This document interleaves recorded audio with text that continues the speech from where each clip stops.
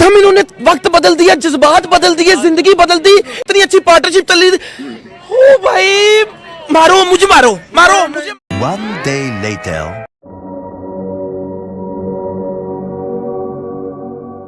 ये जो दो मीम थे ना शुरुआत के, इसने हमारे इमोशंस को परफेक्टली डिस्क्राइब कर दिया भैया। जो डे 2 और डे 3 में हुआ ना, जो खेल हुआ, मतलब कमाल। अभी इमोशन यहाँ थे, फिर यहाँ आए, फिर यहाँ थे, फिर यहाँ आए। It's like a roller coaster. आप रोलर कोस्टर में है पाजी, मतलब कभी आप ऊपर और कभी नीचे, कभी सुन पड़ती है ऑस्ट्रेलिया और कभी सुन पड़ती है इंडिया। आगे आगे देखो इस वीडियो में क्या क्या होता है। तो भैया हम बात करेंगे डे 2 और डे 3 के बारे में। So let's roll the intro. Attack.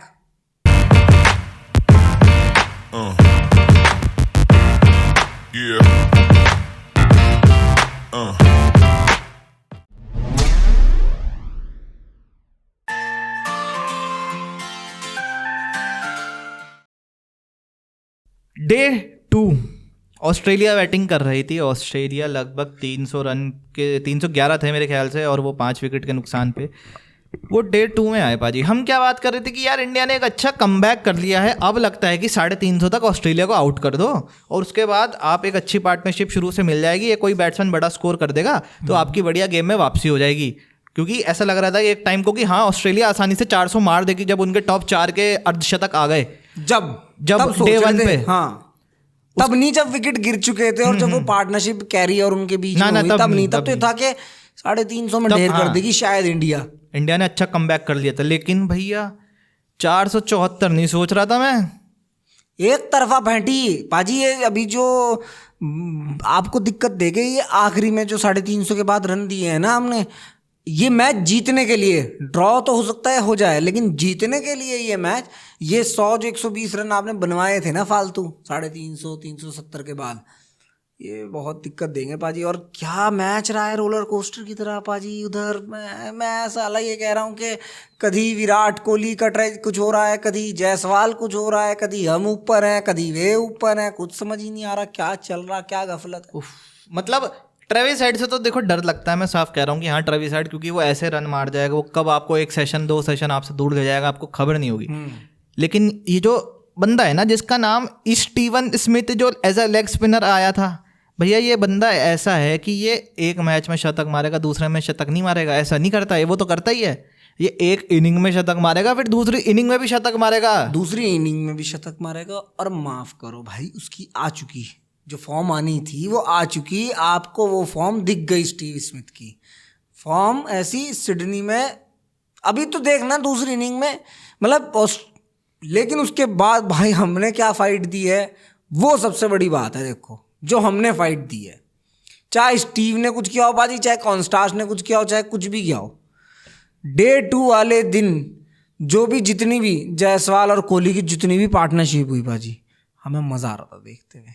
Sudden पता नहीं क्या हुआ पाजी, वो मैं उस केस पे आना चाहूँगा कि सडन वो पता नहीं एकदम क्या हुआ कि वो रन आउट था, ब्लंडर था, और उसके बाद वो रन आउट के चलते दिमाग में ऐसी कौन सी छप गई थी कोहली के कि पाजी वो फंस गए और वहीं आउट हो गए जहां वो आउट होते हैं।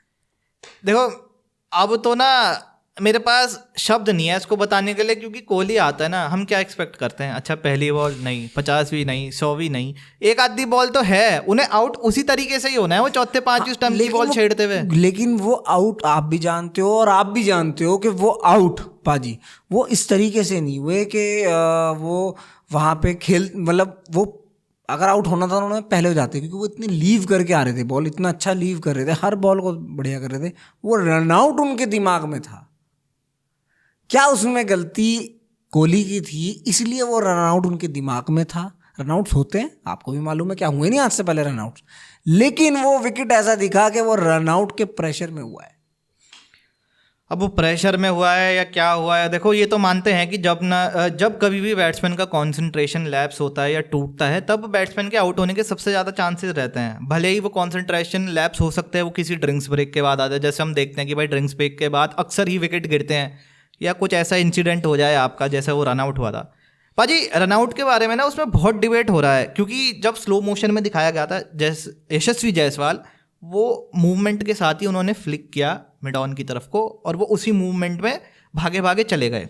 हाँ। उस टाइम जब या तो हो सकता था कि विराट को पता होता कि भाई यहीं फील्डर है, वो पहले ही मना कर देते, या जैसा भी था। देखिए सबसे पहली बात तो उस सिचुएशन में रन लेना बनता नहीं था। वो अलग बात है कि विराट कंटिन्यू भागते पहुंच जाते, डायरेक्ट हिट लगती तो भाई 50-50 चांस होता, लेकिन बात यह है कि उस सिचुएशन में रन लेना क्यों था? क्विक सिंगल की क्या ज़रूरत थी आपको? सबसे मेन डिबेट ये होना चाहिए। आप टीम का ओवरऑल पर्सपेक्टिव देखो, आप ये मत देखो कि भाई इसकी गलती थी, इसने मारा ये भाग गया, या उसकी गलती थी उसने नो नहीं किया, वो पीछे बॉल वो रन नहीं था। वो रन नहीं था। टेक्निकली अगर वो रन नहीं था ठीक है, अब टेक्निकली और क्या चीज थी फिर उसके बाद?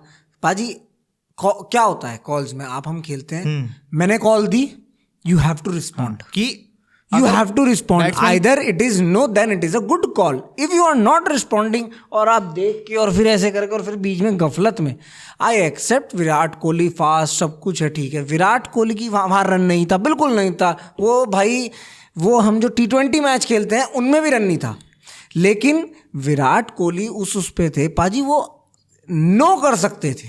मतलब बेसिक्स क्या सिखाते हैं आपको कि भाई अगर आप स्ट्राइकर पे बैट्समैन हो, आपके जो पीछे की जो फाइन लेग थर्ड मैन की कॉल्स होती हैं वो आपका नॉन स्ट्राइकर के उस पे होती हैं कि भरोसे पे, बिल्कुल, और जो आपकी स्ट्राइकर की कॉल होती हैं जो वी में होती है आपके, वो सामने नॉन स्ट्राइकर को भरोसा रखना पड़ता है जिसने मारा है शॉट। बिल्कुल बिल्कुल, लेकिन फिर मैं वही कि रिस्पॉन्ड जिम्मेदारी, मैं ये इसलिए कह रहा हूं कि विराट कोहली जिस ओहदे के आते हैं और जिस डिसिप्लिन को वो मेंटेन करते हैं, जिस ब्रांड ऑफ क्रिकेट वो खेलते हैं, उनके साथ वो एक छोटी सी मिस्टेक, अगर वो नो कर देते शायद वहां तक ना आते, शायद क्योंकि एलेक्स कैरी वहां नहीं थे, टाइम था, पीछे थे, टाइम लग रहा था, अगर वो नो कर देते तो वो बच सकते थे, ऐसा नहीं है।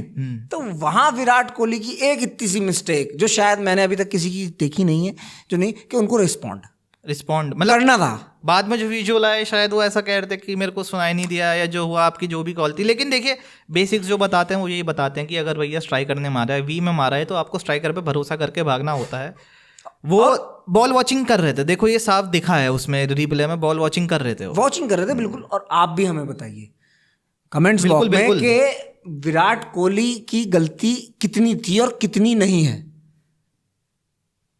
और उसके बाद तो यहाँ से यहाँ आ गए जी, यशस्वी जायसवाल आउट हुए, उसके बाद विराट कोहली आउट हुए, 30 मिनट बच रहे थे, आपने नाइट वॉचमैन भेजा आकाशदीप, वो भी आउट हो गए। किस कोरोना, मतलब आप डरे हुए हो, इससे ये बताता है कि आप डरे हुए हो। आपने वो 12 बजे विजुअल्स आए, बड़ी बहस चली कि 12 विजुअल्स आए, लोग कह रहे हैं कि यार आप डरे हुए हो फलाना है, और हकीकत बात है ये दिखा रहा है कि आप डरे हुए हो, आप पहले ही तैयार कर रहे हो। एक तरफ आप बैटिंग लाइनअप क्या लेके चल रहे हो, I want till 9, I want till 8 down, मुझे बैटिंग चाहिए सेक्सी बम। और उसके बाद आप डरे हुए हो, आप आकाशदीप जिसने पिछला मैच बचाया उस पाके आप उसको आगे भेज रहे हो। आपने एक और प्रेशर बना दिया जो वहाँ स्कोर बोर्ड पे दिखेगा कि 5 विकेट हैं, जबकि नहीं थे, कोई ज़रूरत नहीं थी, आप भेज सकते थे। आपने किस लिए लाए हो आप रविंद्र, आपने रेड्डी को, वॉशिंगटन को, जडेजा को आपने किस लिए रखा है? 2 बॉलिंग स्पिन कौन रखता है ऑस्ट्रेलिया में जाके, कभी रखा है किसी ने? नहीं रखा, इसलिए रखा आपने, आपको बैटिंग चाहिए थी। सही बात। 2 नामों का पता नहीं क्या कर रहे हैं। आकाशदीप भी आउट हुए, उसके बाद डे थोड़ा वो ऐसे ही रहा, फिर डे तो ख़त्म हो गया। उसके बाद फिर अगली सुबह हुई। अगली सुबह एक बहुत बड़ी जिम्मेदारी थी हमारा जो लोअर ऑर्डर था ना उसके ऊपर, कि भैया इनको एक टीम को मतलब यार ऐसे रिस्पेक्टेबल टोटल तक तो पहुंचाओ कि ऐसा ना हो कि ऑस्ट्रेलिया को कि आप 150-200 की लीड दे दो। बिल्कुल। डे 2 की हम बाद में एक टॉपिक ज़रूर बताना, या लास्ट में अभी ख़त्म हो गया तो डे 3 पे आते हैं। रोहित शर्मा लूज आदमी है, बहुत लूज शॉट था, बहुत लूज। मतलब यार पाजी ये मैं नहीं कह रहा हूँ। रोहित शर्मा के लिए तो मैं एक ही चीज़ कहूँगा कि भैया अगर जो स्टेडियम के इर्द गिर्द जर्नलिस्ट हैं जो भी आदमी में घूम रहे हैं वो सब यही कह रहे हैं कि भैया something big coming up after this match, हो सकता है कोई और एक बड़ा नाम, हाँ बिल्कुल, ये रिपोर्ट हो सकती है आ जाए। अगर जीत गए सीरीज फिर आएगी, फिर मुझे लगता है आ जाएगी। जिस हिसाब की परफॉर्मेंस खुद उनकी रह रही है ना कप्तानी में दिख रहा है वो, ना बल्लेबाजी में दिख रही है। पांडे जी की आवाज पहुंचा दे प्लीज रोहित शर्मा जी तक, प्लीज भैया प्लीज। बहुत लूज शॉट था, बहुत गैर जिम्मेदारी शॉट, बेचारे के पास, केएल राहुल के पास जवाब देने को नहीं था। नेथन लायन का जवाब क्या देगा वो? जवाब मैंने क्या गलती की है कि तुम्हें तीसरे नंबर पे आ गए?